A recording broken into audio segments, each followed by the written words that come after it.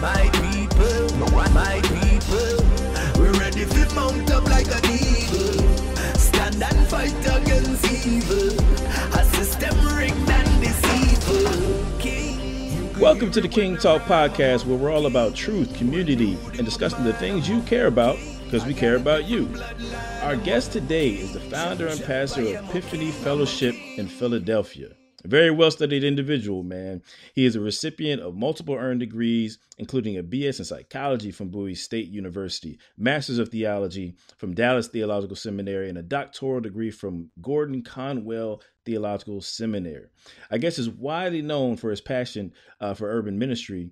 And in addition to being a pastor, he's also the founder and president of Thriving, which is an urban resource organization committed to developing leaders for ministry in the urban context. Our guest is also an accomplished author, having written titles such as Manhood Restored, Beat God to the Punch, and Unleash. We got quite a treat for y'all today, man. So I want to give a King Talks welcome to Dr. Eric Mason. How you doing there, brother? I'm doing well. Thanks for having me on the podcast. Excited to be with you guys today. Absolutely, absolutely. Now, I understand that you're from the D.C. area, right? Yeah, I'm from Washington, D.C. A lot of people, when you say area, that means you're not from D.C. I'm actually from D.C. I'm from actual D.C. Right. Okay. You had it. Yeah. See, I'm from Alexandria, Virginia, about 10, 15 minutes down the road. So. Oh, no problem. Absolutely. Yeah, I'm from the D.C. area. I was tempted, man, to start the show off with little Chuck Brown, man. I know that's the go-go town right there. Hey, bro. brother. Hey, music. brother. Hey, brother. Hey, brother. Yeah. Yeah, I love Chuck Brown. I hate he's passed away, but he's a staple for anybody that grew up in D.C. Yeah, definitely a legend, man. Definitely a legend. So now I want to cut right to the chase here on some things, man. Just a few days ago, you made a comment on Facebook that grabbed a lot of people's attention. I mean, it basically went viral, man. Several shares, numerous likes, and it really seemed to resonate with a lot of people. I'm going to read the first portion of it, for our listeners, kind of give them a taste of, what I'm talking about, and then get your thoughts on it here. So you said, quote, if an African American who is considered a conservative evangelical is perceived as a safe Negro, begins to speak out on racial justice and inequality, they are dubbed a problem, or race baiting, or changing, or are questioned in terms of valuing the gospel or all people. Well, then let it be done. I will not stop. I will not be silenced. Now, there's some strong statements being made there, brother. Talk to us a little bit about what's going on there and what compels you to speak out on these issues. Yeah. One of the things that I'm actually working on a book right now, and as I'm writing, a lot of some of the things I post is kind of heavy on me in the sense of just kind of 911 informationally for me. So the post came out of just a call to a really conservative evangelicals, because I learned this, some of their schools and interact with quite a bit of conservative evangelicals, and my challenge was really to begin to say, the gospel a lot of times has been reduced to regeneration and renewal of the soul, but not renewal of anything else. And so we believe that the gospel changes the person when they trust Jesus as Savior from the inside, but we also believe that if that's true, which we believe that's true, it should call you to interact with all humans differently. And one of the blind spots evangelicals have historically had is its commitment to engaging social issues that are non-elite social issues. So what I would say is, I would say that evangelicals have been involved in social things, but only if it is deemed something that is a biblically high-value issue, whether it's abortion, whether it's standing against, gay marriage and, transgenderism, and so that'll be some things that they view as more of an elitist, big picture kind of systemic thing that they need to stand against as a core biblical issue. But when you come to the issues on stuff like, school to prison pipeline, when you look back historically, slavery, Jim Crow, and the role in it, even though we know that there were believers who were active in those different seasons who happened to be white, by and large, Christianity is not known for its, in this country, conservative evangelicalism isn't known for being a voice for the oppressed, or even, for that matter, admitting that anyone's oppressed. And so there's a justification of it. As a matter of fact, there's a man out here, there's a man in the mountain region or Midwest that calls himself a payload. He's a well-respected, quote-unquote, conservative evangelical theologian, but he calls himself a Paedo Confederate.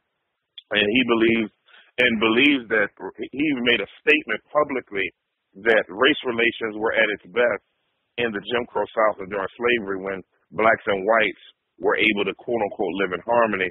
And that statement went unaddressed by major evangelical leaders, which to me, and I called him out on it, called him out. Matter of fact, he was bringing me in to speak, and I didn't know. A friend was like, "Yo, man, do you know about this dude?" I said, "No, because some of y'all went." And so they were like, "No, let me pull up some stuff." So they pulled up some stuff on them, and I said, "They said you need to check when you go before you go someplace." I said, "Well, brothers, y'all went. These are like dudes I know, white dudes." And so I'm like, so why did y'all go if he has these types of ideologies? You know, and so we had to talk through some of that a bit, but I'm saying all of that to say there are a lot of blind spots that I think that need to be addressing, because I think the church as a whole is not enough just for the black church to have a voice. If the church is the body of Christ, then there has to be a unified voice. Now, we're not waiting on white conservative evangelicals to have a voice in these matters, but we must speak to them prophetically as well, so that they can begin to live up to the Isaiah 53s, the Proverbs 31:8, the Matthew 23:23, the Micah 6:8, and Amos 5:24. I mean, all of those different passages that prophetically speak to those issues. Galatians chapter 2, where Paul stands in the face of Peter and rebukes him as one of the leading parts of the Jerusalem Council and leader of the apostolic leadership in Jerusalem. He rebukes him to his face for his brash racism, along with Barnabas and with James. So yeah. Wow. Yeah. Ooh, all right. Wow. Okay. Well, let me ask you this, man. I mean, let's go there for a second. Obviously, there have been a number of high profile cases of police brutality. We're thinking about, Trayvon Martin's situation as well, Dylan Roof, and even more recently, of course, like these NFL protests. It's just right now, in our country, race and racism are once again front and center in our society. Now, how do you, as a black man and a minister, what would you say is your role in addressing the specific concerns on the minds of black Christians? And how do you navigate conversations with white Christian leaders who may not understand these sorts of concerns? It's a couple of things. First off, I'm a disciple before I'm a pastor. So, which I think your question is great.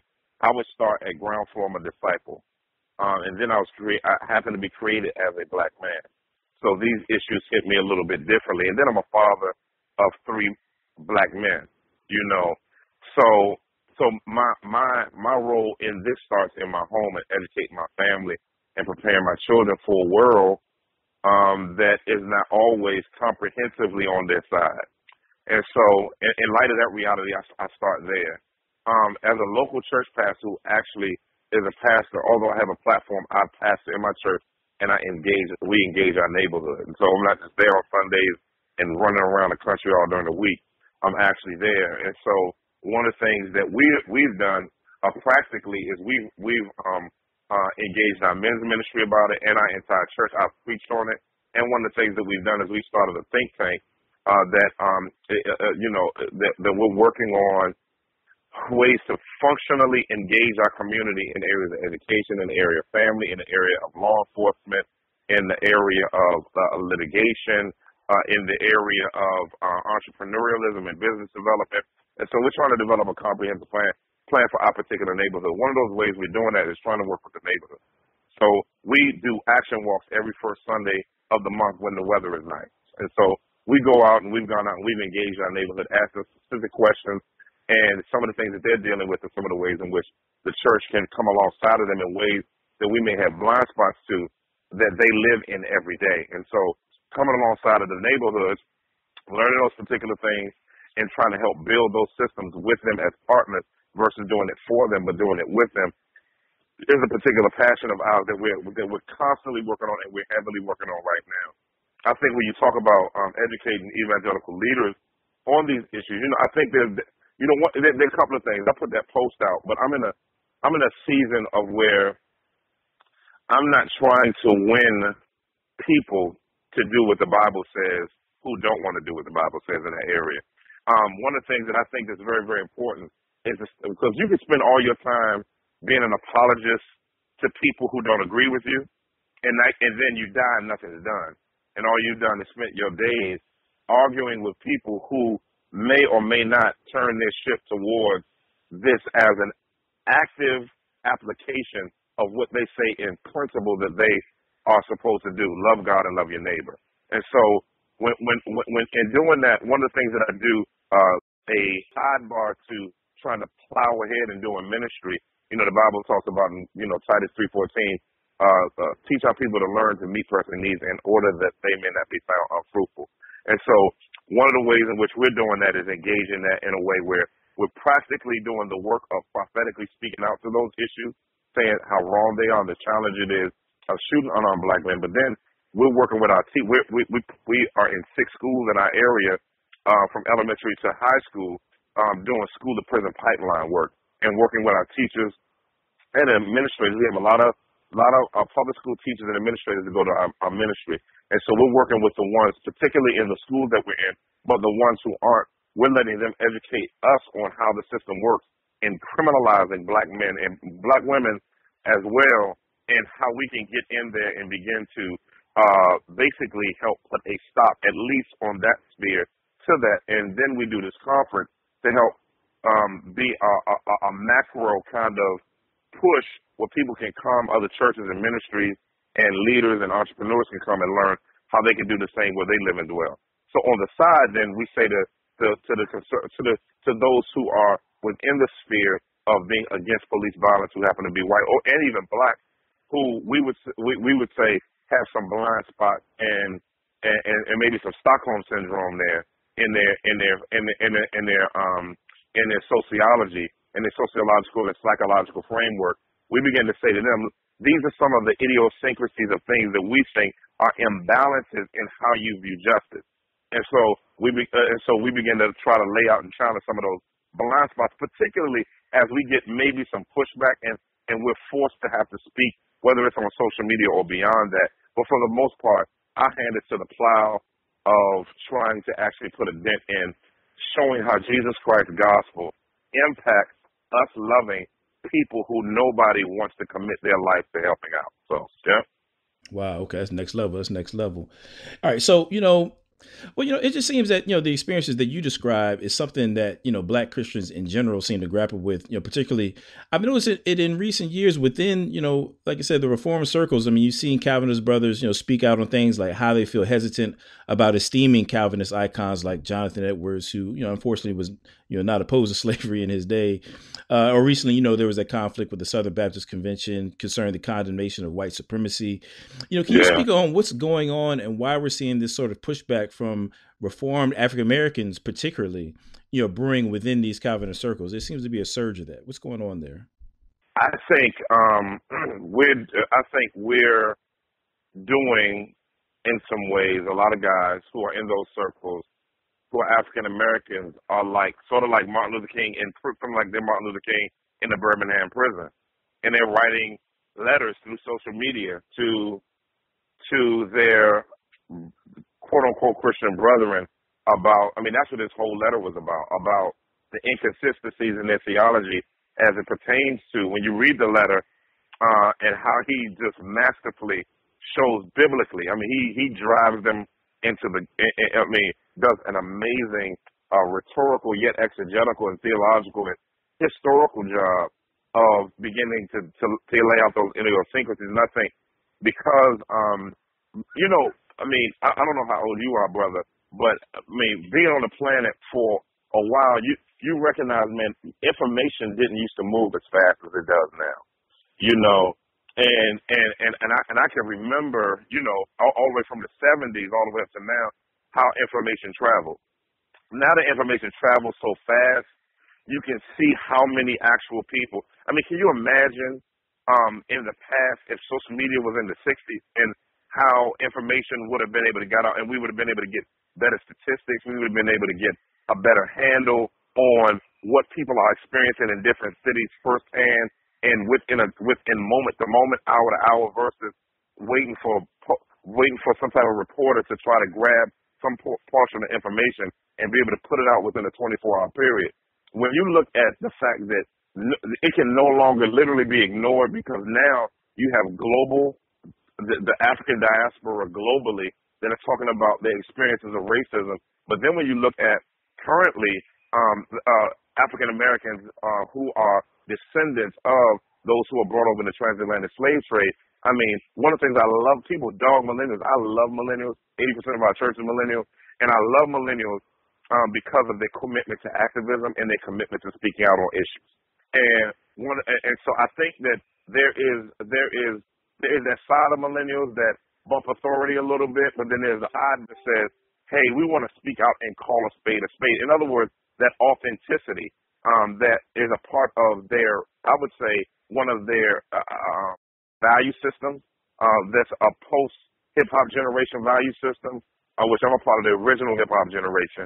But, you know, post-Black Power generation, that Bakari Kaswan talks about in his book, and Nelson George talks about that whole idea of the hip-hop generation. But post that, the millennial generation just has a different flair, and those who are becoming Christians are beginning to see, man, hey, I have a passion for my countrymen, but I've learned in your sphere of education, I've learned in your sphere of theological development, and now that art has been for centuries pointed towards whites kind of coloring history, or what I would say, excuse me, or what's called what's the word for it? I forgot the word. It went revisionist history. Because of revisionist history and more millennials getting educated, particularly Black women millennials who are getting educated, particularly more than Black men, and you having all that information driving them while they're in church, and they're kind of seeing the idiosyncrasies, the differences. Hey, I'm in this white church, and they're saying, hey, man, they haven't even said anything about this death that I'm grieving. Trayvon Martin just got killed. The pastor got up, and he's doing an expositional sermon through the book of Exodus, and he didn't say anything about the grievance. But a tsunami just happened. The nation is talking about this. Okay, a flood happens, and we're doing flood relief. Okay, another unarmed Black man gets killed. Stands up the next Sunday, keeps doing the expositional message. No prayer. As a matter of fact, I had a pastor friend call me and said he said when this pastor stood up and negatively addressed the unarmed Black men, this is a conservative, reformed, evangelical fundamentalist church. All the Black folk walked out on a Sunday morning. And so I'm saying all that to say, I think that when you're sitting there and you hear, man, we need to pray for the immigrants. Man, we need to let's work with people who are in sex trafficking. Even if we get 2 people out, you hear that, but then you see you see Freddie Gray. Freddie Gray is sitting in the car, he gets shot, and you see that the man was not a criminal. He was a working person. It was in front of his child and his girlfriend. And you're like, and then you get up and the nation is reeling about this, and particularly a segment of the body, and they're grieving it, and you ignore it. And I think because that blind spot is so exposed now that the world and African Americans are challenging. They're like, either you're going to turn the corner on this, or you're going to cause a deeper form of segregation functionally between white and Black Christians who don't agree on these issues. And so it's almost like a threat. Listen, if we're going to be in fellowship, you got to hurt while this is Romans 12 stuff. Weep with those who weep, that type of thing. And so because it's not happening, I think people are reeling about it, man. Wow. Powerful. Now, actually, I think this ties in really well to how you approach ministry. And I often see you posting the hashtag woke church. Now, tell us a little bit about that. What is woke church, and kind of what inspires you to start that? Woke just means aware. I mean, before I became a believer, I was a part of the conscious movement a bit. And so in the early 90s, when we were in college, different world culture,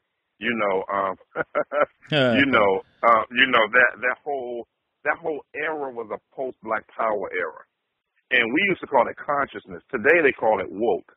And that idea of woke is just a corporate, as an ethnic minority being aware, but it goes back to W.E.B. Du Bois' idea of double consciousness of black people. Aware of the reality of how you're perceived in a white world, and then how you perceive yourself internally. But woke for me goes beyond just how you're perceived by whites and how you perceive by yourself. The third level of wokeness, which I'll talk about in my book, is how God perceives you and how you perceive Him. And so, and that's out of Ephesians chapter 5, verse 14, which says, "Awake, sleep, arise from the dead, and Christ will shine on you." The greatest awakening that a person can have is to be awakened by the gospel of Jesus Christ, by trusting that He died on the cross and raised from the grave. That should awaken you. However, in your awakened nature, you have to allow for there to be, for that to influence how you live in the world. And that's what I call being a son of Issachar. Issachar were men who knew the times and knew what Israel ought to do. And so when you take all of that and put it together, you talk about being a woke church. Woke church is a church that's aware of the needs of its neighbors. Jesus fulfilled the law. He said the greatest commandment is to love the Lord your God with all your heart, with all your strength, with all your soul, and love your neighbor as yourself.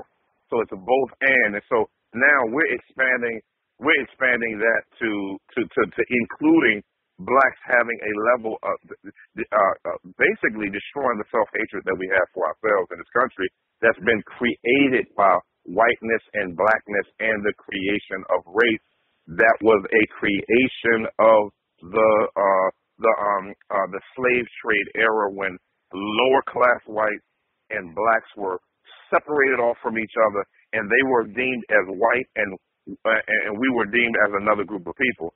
I think that's a creation of that, and so I think we need to awaken to that reality.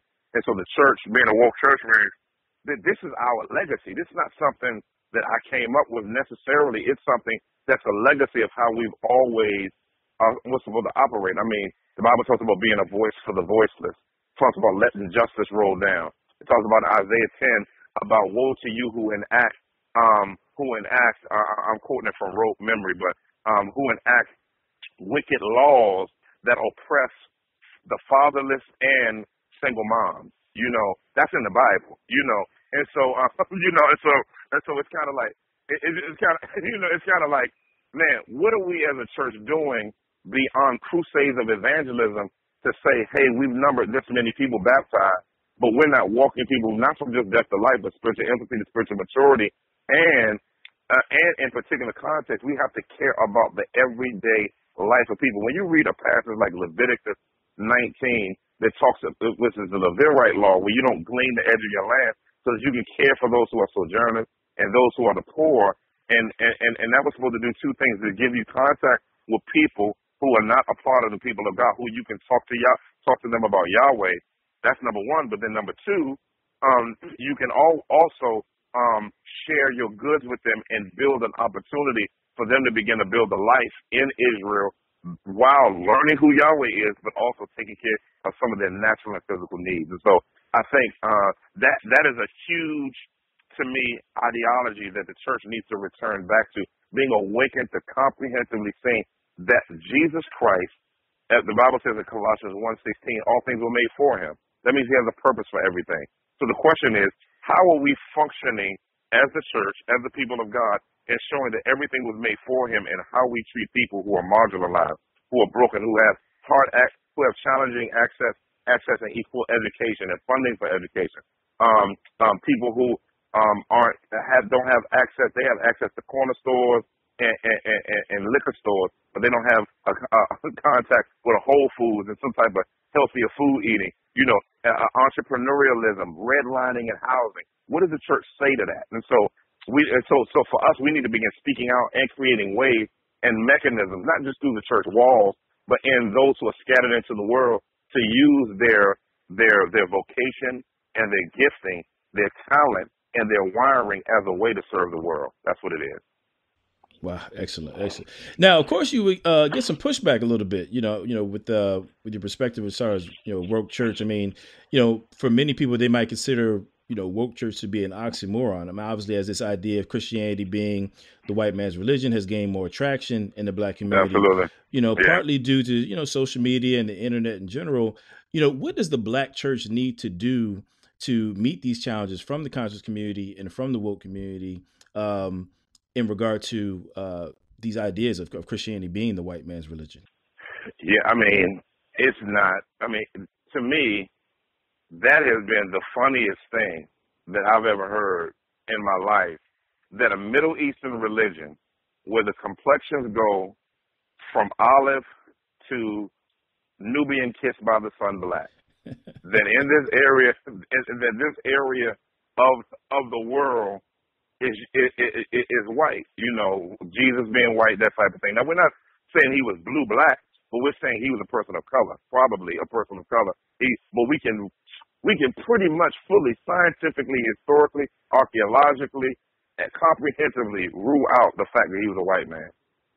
And so when you look at the first 1,000 years of the church, I mean, when you read Thomas Oden's book on how Africa shaped the Christian mind, and you read a book like that by a historian who talks about the fact that the first 1,000 years of Christianity was in North Africa. Matter of fact, as in seminary, I looked at I studied Alexandrian manuscripts, which are some of the oldest New Testament manuscripts when I was studying Greek. And you had to be able to read those manuscripts or text critics develop manuscripts from those manuscripts that comes up with the base manuscripts from many of our Bible translations today. They were translated by black people in North Africa and Egypt. I mean, when you look at John Mark, who probably was a dark-skinned man who evangelized Ethiopia, North Africa, Libya, Cyrene, Egypt, and when you look, he was the first bishop of Africa. When you look at the Nubians who in the 6th century, when the Muslims came south to try to convert entirely North Africa, the Ethiopians and the Nubians were the only ones who could fight them off, and they had to develop a treaty because they could not fight the Cushites and they couldn't fight the Nubians because both of those were strong Christian nations. And so when you look at, you know, Christianity being a white man's religion, Christianity really didn't spread among whites systemically until a 1,000 years AD, 1,000 years after Christ. Now, there was Greeks who trusted Jesus, and there were some Europeans, according to who you talk to, Greece is in Asia or Europe. But, I mean, they didn't think in terms of Europe, continents back then. They thought in terms of tribes and nations, empires and groups of people. And so sometimes we read our map onto their map, and they didn't think of the map the same way we did. Matter of fact, they didn't know of the map that we know of. And so when you look at the whole idea of Christianity being a white man's religion, you read The Blessing of Africa.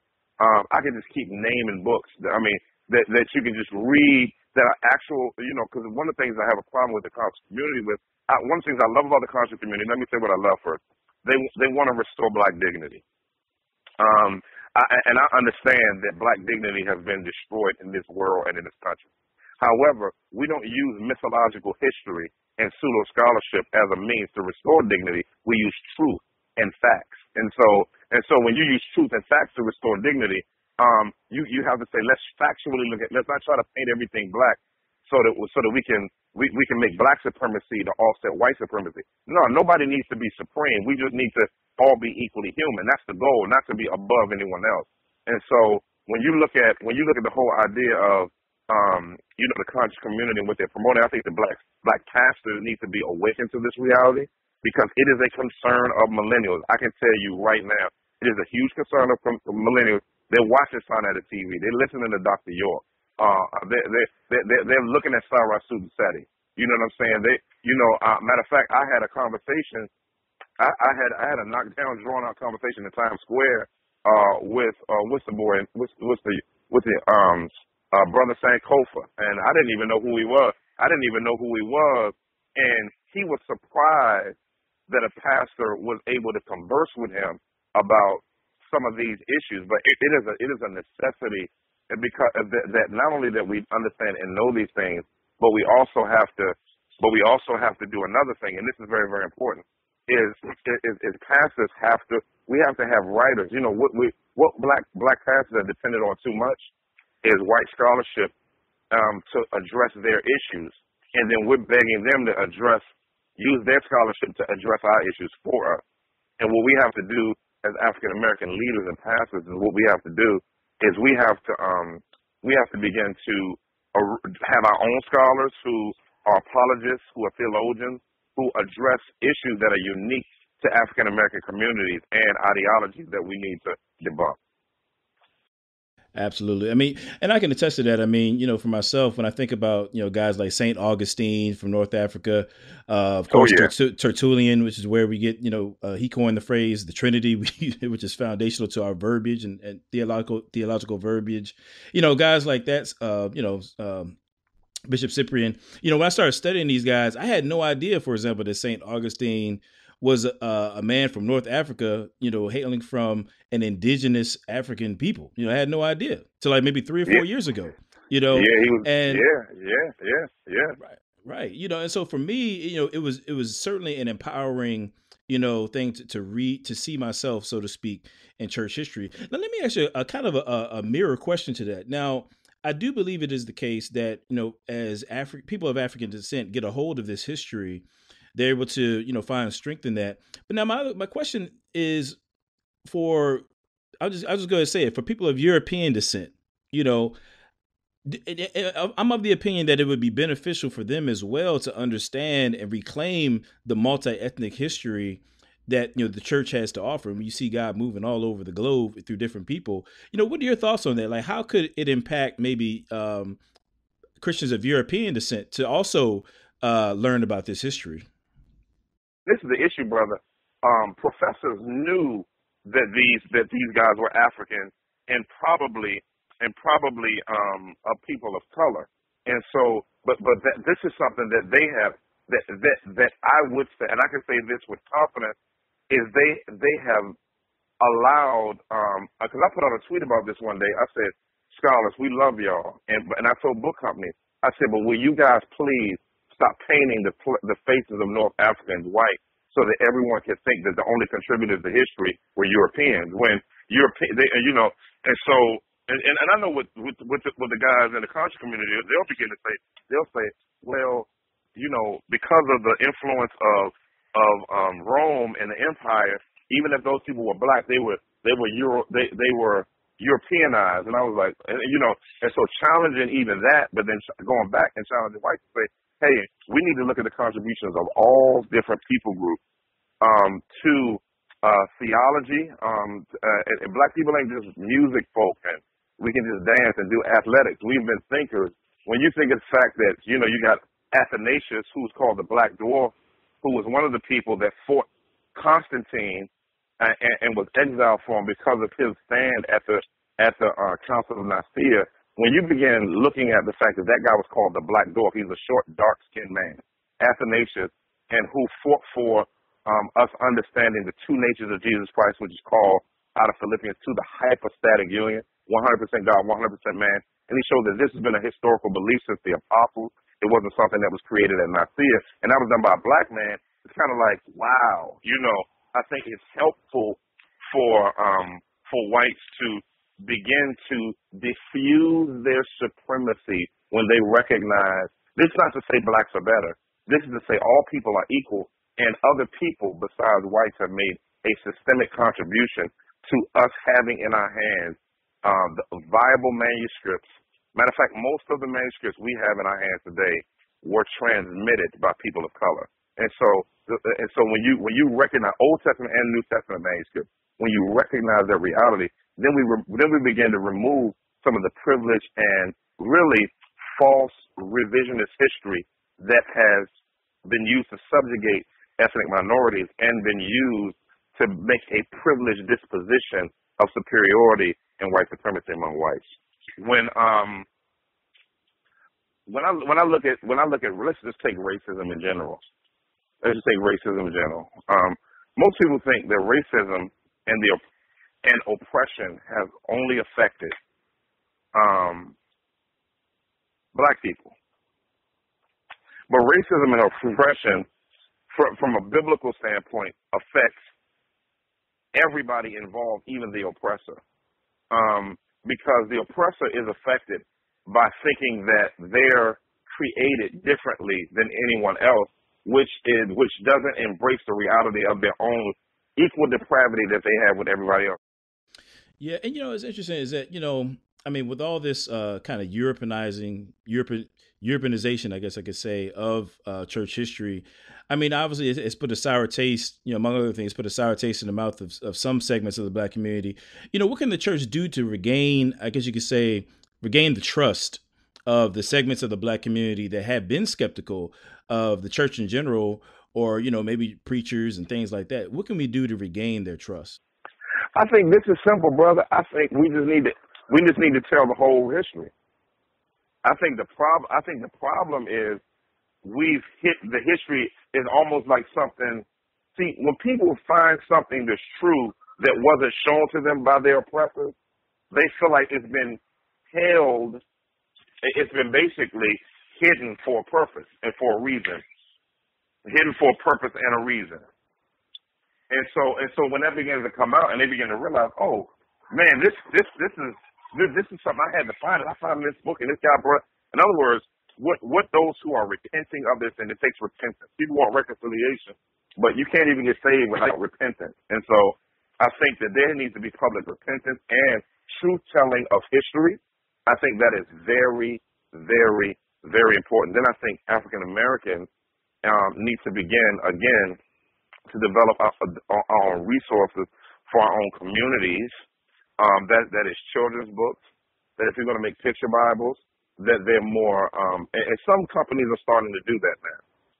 I know that Lifeway with the Gospel Project is trying to make some changes with how they color faces. I even know that the Bible Project online, they're even trying to be more diplomatic in them recognizing that everything ain't white. And so I think that there are some changes coming. It's just not public enough. I mean, the woke church initiative, what I'm talking about, needs to be a church-wide, unified effort of the church to know this is a problem and to work on hundreds of years of brainwashing of all people, including whites, into a revisionist historical fallacy. I think we really need.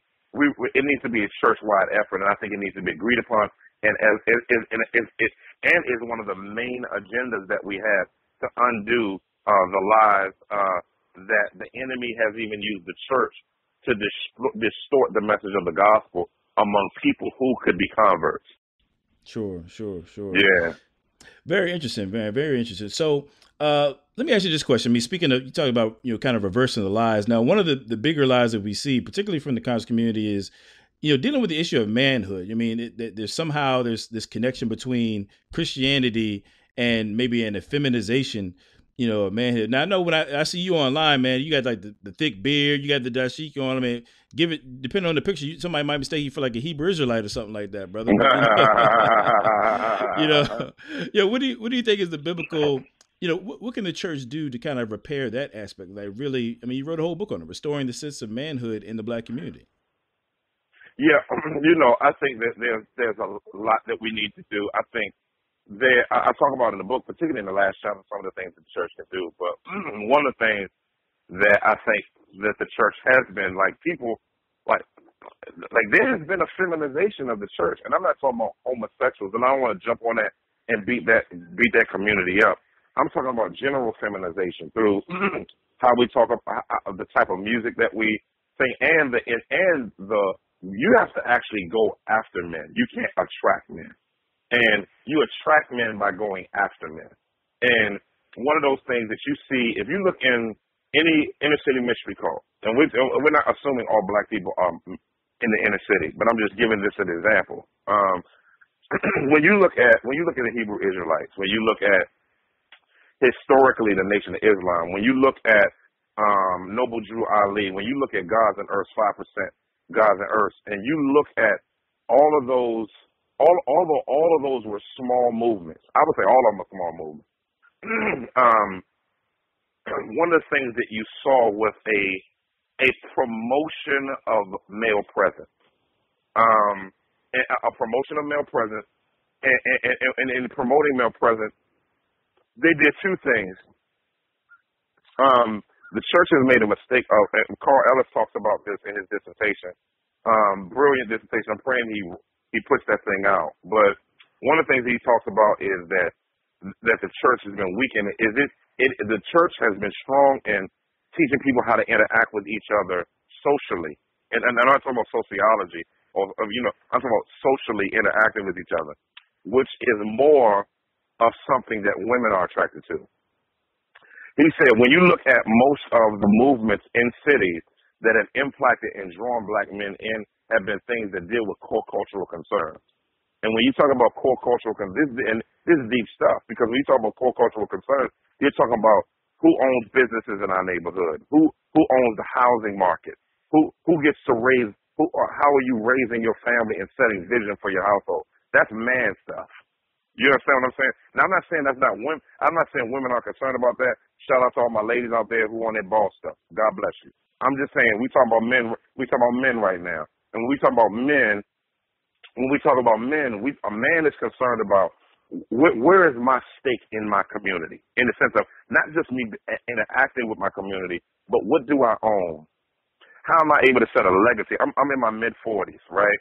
I'm a middle-aged man. I'm thinking about retirement. I'm thinking about legacy. I'm thinking about generational impact. Men think about like real men. We're not talking about boy men. We talking about men. We think about legacy. We think about economics. We think about developing economic systems. We think about passing on generational stories and traits that make us who we are as people, and all those different things. And I think, man, when you take those principles and you plug that into the data analysis of the mystery cults of the inner cities, those are strong things. When you look at the Nation of Islam, what do they talk about? Owning your own business. That's why guys are out there selling bean pies, even though that's a whole nother story. But I don't think any of those guys own their own business. They had to get that back to the nation. But the church is the one stealing money. Anyway, whole nother story. But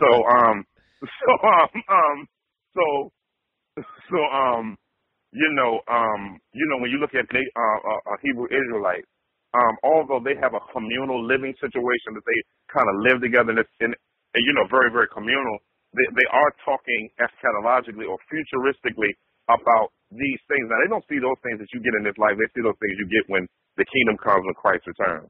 But when you look at gods and earths, when you look at, I'm a god because in my sphere I control everything, that's core cultural concern. When you look at the women being earths and protect the black woman, all of that's core cultural concern issue. And I think the church has to turn the boat from just being an entity that, has men's days and women's days and ushers days and all of that. And we got to turn the ship to, man, don't nobody in the neighborhood care about that, man. Men care about, man, what is this doing for me to be able to functionally set up shop in a way that gives me and creates stability, give me stability and create stability for others. That's core cultural concerns for men. Excellent.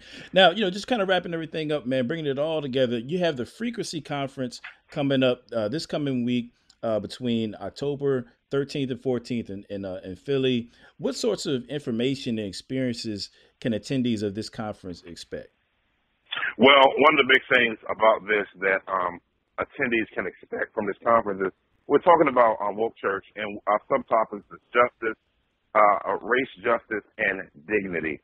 And we're going to be talking a lot about issues of justice in our society, issues of race in our society, issues of dignity that need to be addressed among particularly African Americans, in particular, and how we begin to engage and challenge and help serve people in different areas and spheres where we want to be the best agents we can be in training leaders, church leaders, and actual just regular church members in all of these different facets so that they can begin to go back to where they live and dwell, and where they live and dwell, maximize the opportunity to engage in building the dignity of black people.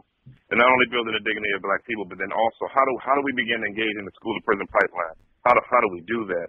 I mean, when you look at all that's going on in our culture, I mean, we have so many things that we're talking about. We're talking about the psychological effects of slavery. We're talking about blind spots in evangelical justice. We're talking about exposing white privilege, the African origins of Christianity, art and dignity, black Christian principles for school to prison pipeline, engaging black consciousness community. I mean, I could keep going. Why apologetics matters, fighting gender imperialism. I mean, it's so much we're going through in this time that I think it's going to be a great time for people. And the other thing is, we have people that are actually doing this and educating people in these things. These are not just people that did a little bit of study and went to the library and just laid out some books and putting together a seminar on something from scratch. Now, this is something that they do, and we're excited to be able to share that with the world. Yeah, well, I would definitely be in the building for that, man. I got my ticket. I'll be sliding up to Philadelphia this time next week to join y'all, man. So I'm definitely looking forward to it. And, definitely just want to appreciate you, for coming on the show. You just dropped, several bombs on us for people to chew on. So I definitely want to say thank you for that. And to my listeners out there, hey, if you can get to this Frequency Conference, man, I don't care if you got to walk, crawl, ride your bike, do what you got to do. It's going to be some powerful stuff. And with that said, man, to all my listeners out there, we love y'all. And as always, strong in the Lord. King, you can hear it when I rhyme. I'm a king, renewed in my mind. I'm a king, I got a different bloodline. I'm a king, jump, I am a king. I'm a king.